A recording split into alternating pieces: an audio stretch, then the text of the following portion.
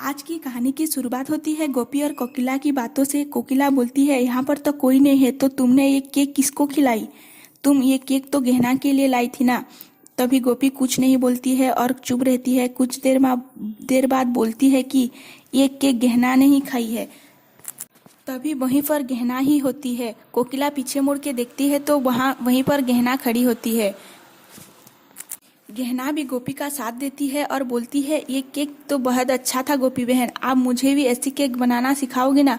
तभी कोकिला बोलती है, क्यों नहीं, जरूर सिखाएगी। और वो लोग वहां से चले जाते हैं। तभी दिखाया जाता है कि वहीं पर अहम जैसे दिखने वाला कोई वहां पर खड़ा है और वो अंदर झांक रहा था।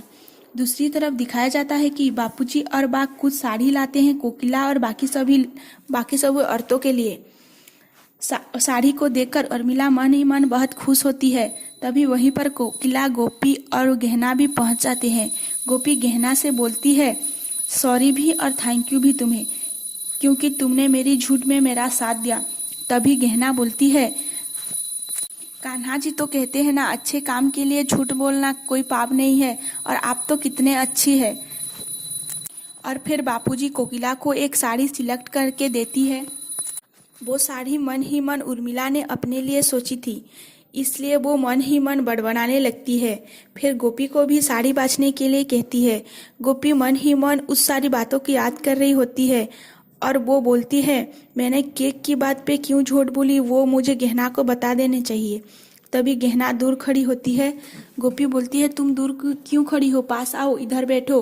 वो बैठने के लिए आ रही होती है कि कनक भाभी सर में दर्द हो रही है बोल के एक्टिंग करते हैं, तो गहना उनके लिए कॉफी बनाने के लिए चली जाती है। फिर कनक बा को बोलती है, आप हमें ज्वेलरी दिखाने वाले थे ना बा? तभी बा बोलती हैं, कोकिला तुम भी चलो।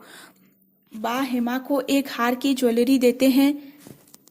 उसके बाद कनक एक डायमंड की ज्वेलरी लेती है और बोलती है, जलसे के बाद लटा दूंगी।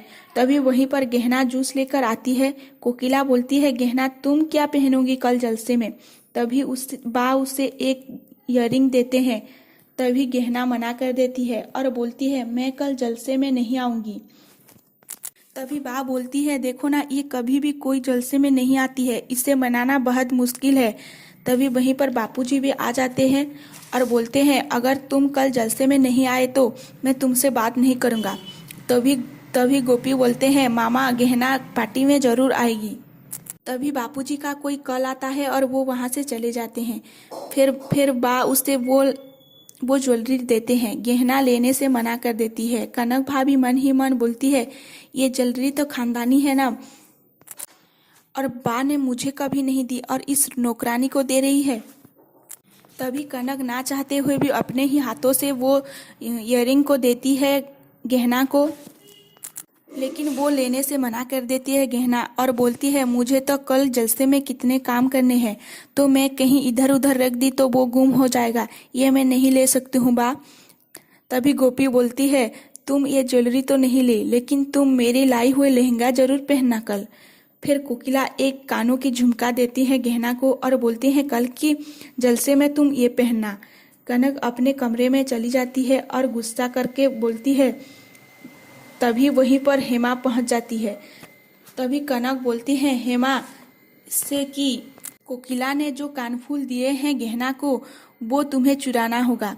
पहले तो हेमा मना कर देती है, फिर बाद में वो मान जाती है। कनक बोलती है, ना वो कल ये ज्वेलरी पहनेगी, ना ही कल वो पार्टी में आना चाहिए। तभी दूसरी तरफ दिखाया जाता है कि गहना अपने रूम में चली जाती है और वो ज्वेलरी को कान्हा जी के पास रख के बोलती है, धन्यवाद कान्हा जी, आपने मुझे कहाँ से उठाकर कहाँ से बैठा दिया। मेरे नसीब में कहाँ था इतना स्नेह। मुझे शक्ति देना भगवान कि मैं कोकिला भाई और गोपी बहन का इस स्नेह का संभाल कर रख सकूं। धन्यवाद गोपी बहन। तभी अहम जैसे दिखने वाला कोई मर्द आके बोलता है, गोपी बहन नहीं, गोपी काका हूँ।